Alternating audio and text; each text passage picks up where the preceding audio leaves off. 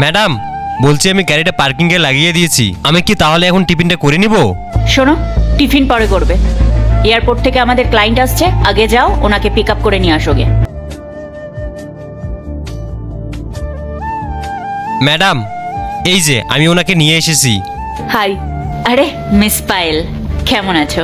Ma'am, আমি ভালো আছি। আচ্ছা, আপনাকে একটা আপডেট দেওয়ার ছিল। আমাদের ফ্র্যাঞ্চাইজিটা আমরা 30 তারিখের বদলে নেক্সট মান্থের 6 তারিখে ওপেন করব।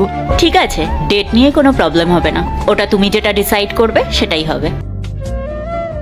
ম্যাডাম, বলছি আমার তো এখন কাজটা হয়ে গেছে, আমি কি এখন টিফিনটা করে নিব? পাল, তুমি তোমার টিফিনটা পরে করবে, আগে যাও ম্যাডামের জন্য এক কাপ কফি নিয়ে আসো।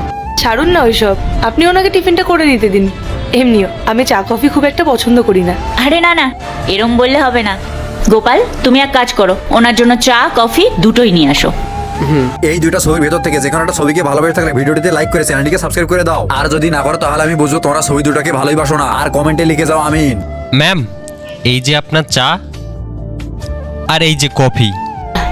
চা আর কফি দুটোই চলে এসেছে, নাও তোমার যেটা পছন্দ তুমি নাও এখান থেকে। ম্যাডাম, এইবার আমি গিয়ে আমার টিফিনটা করে নেই। এ কি হচ্ছে গোপাল এগুলো? তখন থেকে খালি বলে যাচ্ছ টিফিন করে নি টিফিন করে নি। যখন দেখি শুধু খাওয়া আর খাওয়া। যাও আগে গোডাউন থেকে মালগুলো বের করে নিয়ে আসো।